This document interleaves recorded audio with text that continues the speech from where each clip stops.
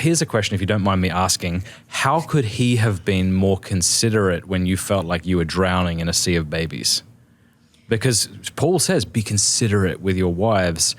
I look back, I was really hard on Jason though too. I was going through so much and I didn't realize how wounded I was at the time and the expectations that I was putting on him or what I thought it should be, and unspoken as well, so that was unfair for him. But showing up more, being present more, of like if I came to him, but I look back and realizing at the time, he was going through his own thing too. I mean, he has this family. He has to support us all. He has a sick child. He has a wife who's like completely overwhelmed, postpartum out, and he's also doing ministry and this and that. I mean, he was carrying a weight himself, and at the time I didn't care.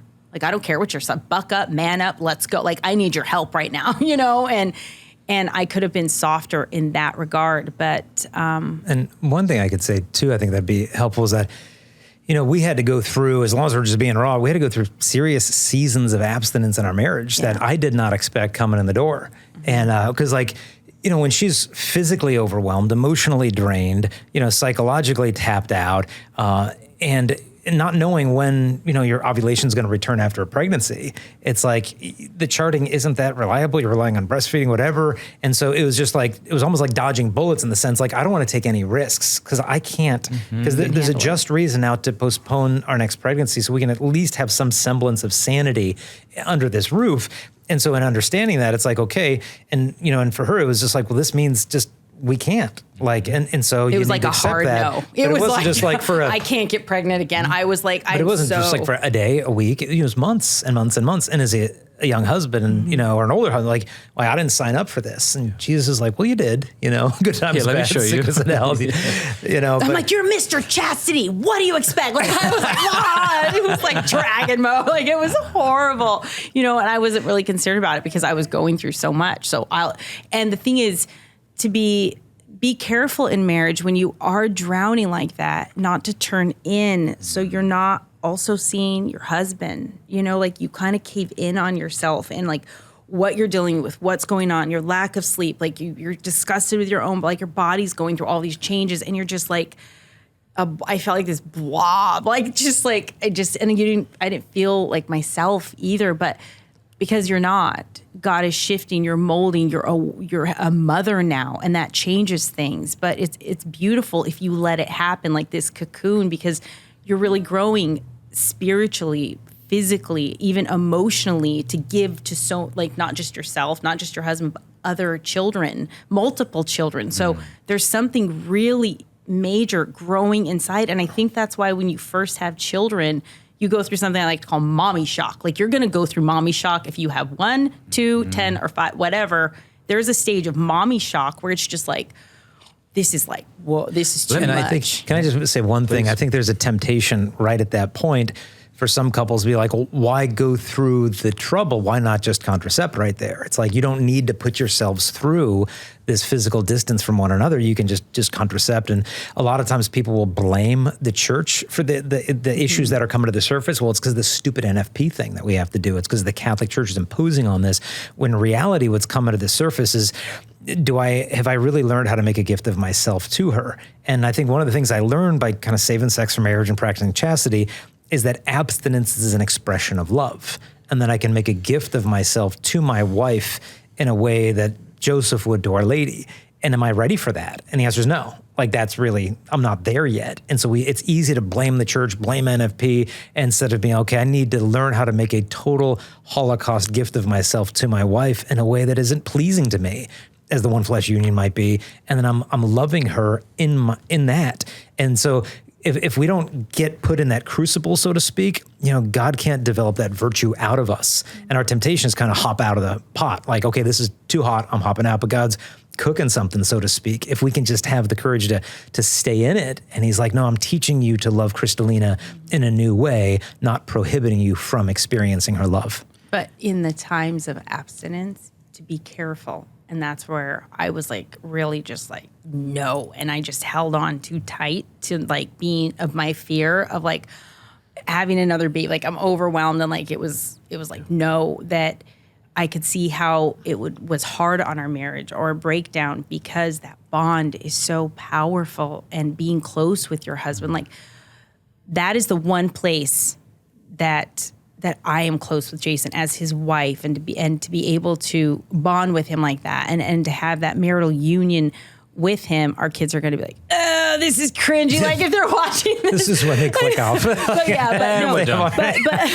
going to just be honest. But at the same time, it's like, I can see how it hurt us too. Well, I was going to ask this quite provocative question, but I think it's a serious one. Yeah. How do you reconcile with Paul's words, do not deny each other except for a season? That's where I knew. And I look back now of just like, that was wrong. That was wrong of me. That was a distortion within me. But also I think because of my past and my sexual woundedness thing, like serious, dark things I experienced when I was little that I just didn't even know yet, was also coming into play with that, right? Mm-hmm. But I can see how it hurt the marriage. So yes, you can have a time. Yes, there's time you need to take and just a pause. But be careful, because the evil one will keep you comfortable in that pause and feel like you're safe, when in all actuality, you're becoming your own worst enemy and your own wrecking ball in your distance with your husband. That you just, because Jason has friends, he can go out, he can do things, but I'm the only woman on the planet that can be close with him like that. There's like that special union and bond that you have as husband and wife, and there's a reason for that. And I could see how within our marriage, the devil just slowly separated us with that as well. But to not give in to that fear, because it's dangerous. How would you respond to that question? Yeah, I mean, it was a hard point, because as a husband, it's not like, well, I have rights, and you need to submit and we need to move forward in this direction. Like, I knew that wasn't my place. And I knew even if it was legitimate for you to say that, it sounds like perhaps the most unhelpful thing. Oh, yeah. Misogynistic, you man, you know. Like, even if it's true, you understand what I'm saying? We still have to take into account what each other is going through and how each of us will receive what it is we want to say. Yeah, and I think the real challenge wasn't just like, okay, we can't do that.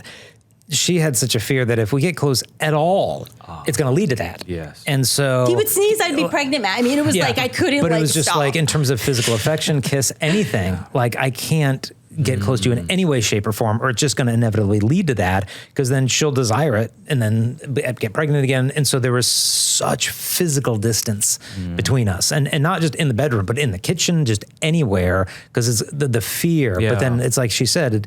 The devil's working in that fear. And one of his greatest temptations is comfort and convenience.